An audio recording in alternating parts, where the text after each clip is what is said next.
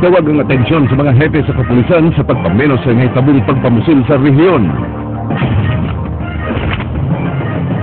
Usa ka tawo gipusil patay sa Malidaan 3 de Abril, samtang samaran ang tiil sa usa ka tawo sa laing hitabong pagpamusil.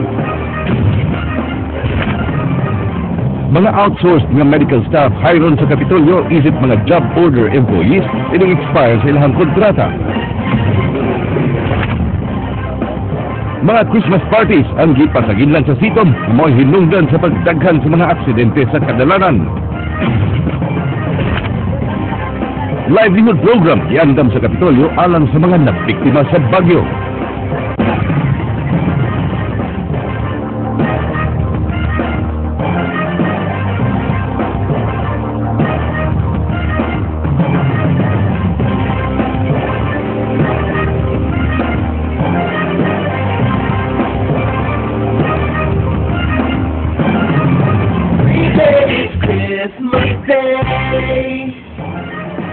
Mayong nga pong Sugbo, Kabisayan og saban pang mga dapit nga mabot ning atong tulmanon. Ako si Frank Manilong Jr. Iatod na mo ang mga nagunang impormasyon. Ako si Georgia Herrera.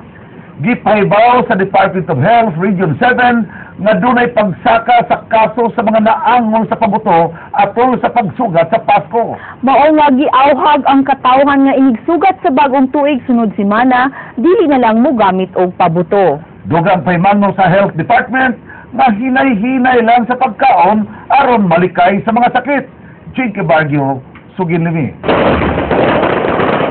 Atol sa pagsaulog sa Pasko, mitala ang Department of Health Regional Office ug 21 ka mga samaran gumikan sa pabuto. Base sa report nga gisumiter sa Regional Epidemiological Surveillance Unit Conreso, dunay pagsaka sa ihap sa mga nabiktima sa pabuto karong tuiga kun itandi sa nakalabay nga tuig. Matod sa DOH nga ang Quitis, Piccolo, Thunder, Whistlebomb ug Sparkler mao'y nagunang pabuto nga nakaangol sa mga biktima.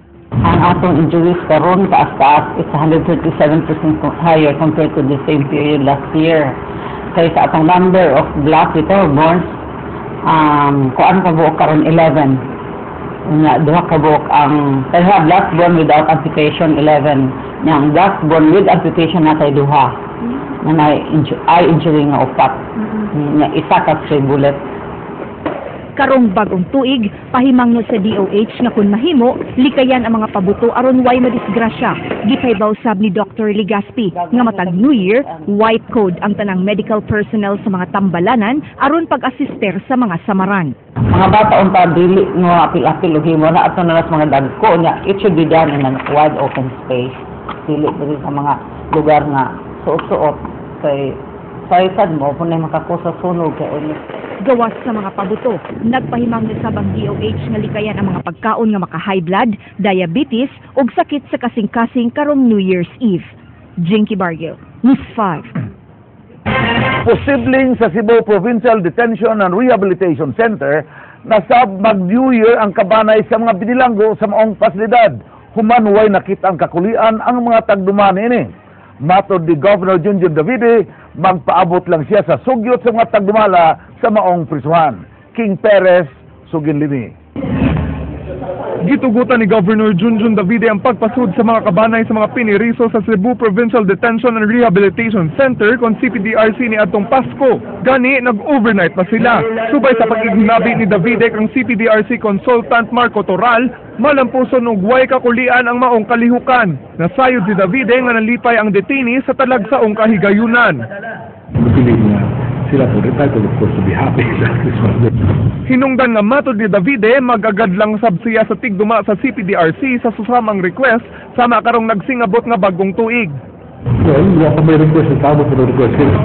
Sa laing bahin, nangita na og paagi ang gobernador nga mapangitaan og paagi nga malikayan na ang pagpunsisok sa Cebu South Bus Terminal atol sa panahon sa tingsakay sama ni atong Pasko ug karong bagong tuig. Ipunta ka po kung sa rush hour ba, mga tao magtasok mo yun. Anyway, we go, linya mo yung mga tao. I will find a way na orderly na nasunod bisag usa ka sa mga tao.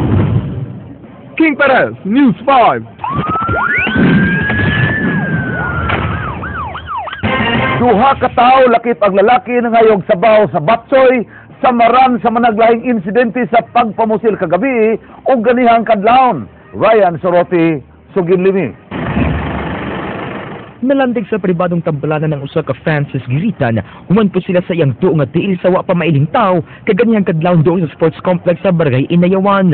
Mitugan sa mga investigador sa homicide section sa Cebu City Police Office, ang nigugma sa biktima nga si Hazel Quizon, nga gikan mekanog battery si Giritan. Muna iyang nakitaan, nga gitiunan na og armas ang iyang uyab sa maong lalaki. Nagtuo sa Hazel, nga nasuko ang maong lalaki sa iyang hinigugma, kay matod pa, dako kaig tingo ang biktima, yang nangay kinig sabaw sa batchoy. Yan yun sa biktima, ang yun sa biktima nga ayaw ipadayon kay muloy mo. Busa ang tiir na sa biktima mo, ikipusil.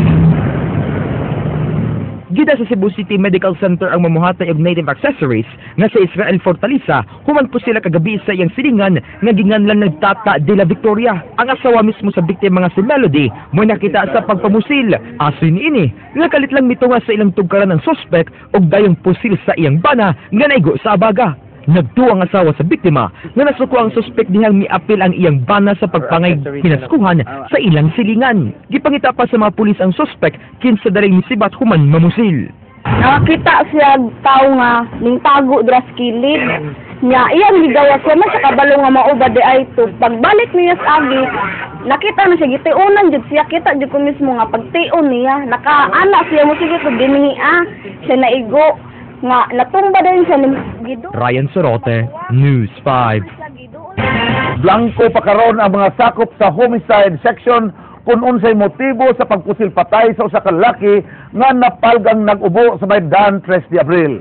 Ray Pasaporte, Suginlimi.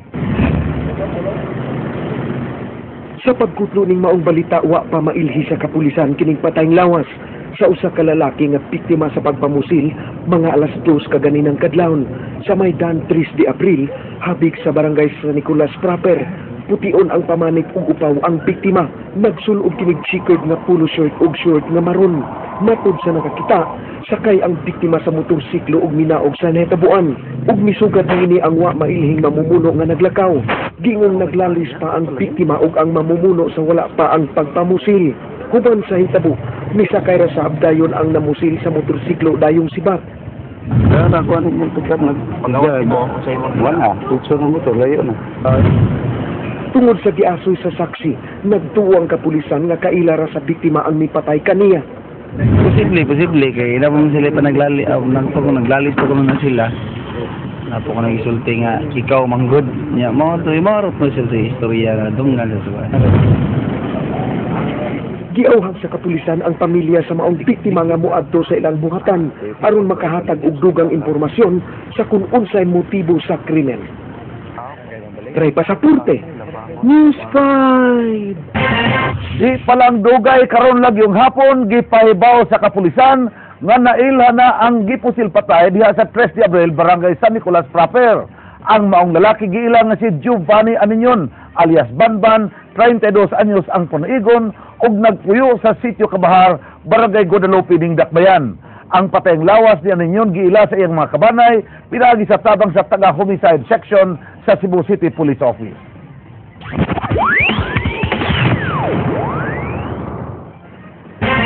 Mayor Michael Rama misaad nga ihatag niya sa mga senior citizens ang kuwang sa ilang financial assistance apan dili pa makapasalig kung kanus-a. Lakip sa gipasalig sa mayor ang paghatag sa kuwang nga financial assistance alang sa mga persons with disabilities sa Dakbayan. Pinaka-importante, there's another holiday that's coming, which is Sinulog. People would want to have money during Sinulog. Hingpit na ang desisyon ni Governor Junjun Davide nga dili na mag-outsource og mga medical personnel sa tanang district hospital sa Lalawigan. Ug bisan nga ma-expire na ang kontrata sa mga outsourced personnel karong Disyembre 31, posibleng himong job order employee ang ubang outsourced personnel. King Perez, Suginlimi. Gisaad ni Governor Junjun Davide nga kaigo ang medical staff sa 16 ka mga district hospital sa Tibok, Lalawigan. Nunot kini sa pag-expire karong Desyembre 31 sa kontrata sa kapin 300 ka mga medical personnel nga gipang outsource gikan sa 5 Stars Amalgamated Manpower and Allied Services Incorporated. Matod ni Davide nga dili kini niya i-renew kay wag tangon na sa hingpit sud sa iyang pamunuan ang pag-outsource sa mga medical personnel. But we'll make sure na doon nag-available na medical personnel sa mga district hospitals nato. Kay few years na ba, atong culture ng pabuto mo kita, we would expect nga. Pero hopefully, wala yung mga samad, no, mga unsa, mga annual sa pabuto. Himoong job order employee sa mga outsourced employees, diin ang kapitulyo na mismo ang muhatag sa sweldo. Hangtod karong adlaw, gipaabot pa ni Davide ang listahan sa mga outsourced employees kay wa pay talaan nga nahatag ang pangu sa Integrated Provincial Health Office, Dr. Cynthia Hinosolango. Magagadsab si Davide sa rekomendasyon ni Hinosolango kung kinsa ang himoong job order. Huwag na yun, no? Kay punto na, kay ang ato laging direction lagi is undangon na yung outsourced personnel. That's why we're opening positions already for regular employment of medical, especially doctors. Samtang ananay ngan sa mahimong muhulip kang Provincial General Services Office Head Eva Encabo. Si Encabo may avail of early retirement, hinungdan nga kutob ra siya karong tuiga. King Perez, News 5.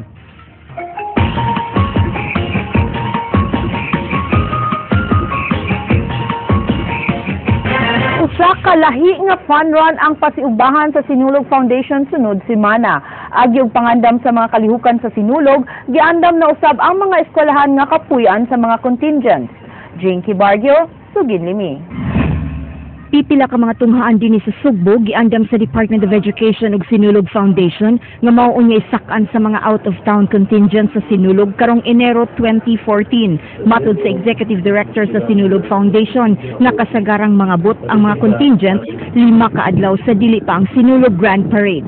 It's possible ang ilang location doon na kay sa sports center. So identify nato katong mga dakong eskwelahan like Cebu City Central School.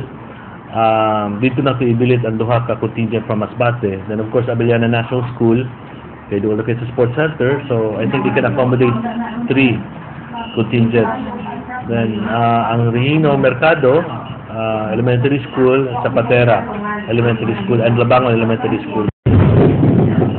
35 ka mga contingents ang gipaabot nga maapil sa Sinulog Grand Parade. Matod ni Ballesteros nga dunay mga contingents nga dili makaapil karong tuiga human maapektuhi sa bagyong Yolanda. Dili makaapil ang Daan Bantayan nga kanunay mudaog sa free interpretation category ug ang mga contingents sa Leyte. For sure mamisirat mga tao but we'll make it sure na ato ang selebrasyon sa Sinulog makita gyapon nila ang quality sa presentasyon. Karong Disyembre 28, i-exhibit sa SM City ang mga midaog nga litrato sa milabay nga Sinulog. Samtang usa ka dako ug makalingaw nga fun run ang ipaygayon sa Disyembre 30. Sa maong fun run, ang tanang mudagan magsulog og Sinulog costume. Jinky Bargio, News 5.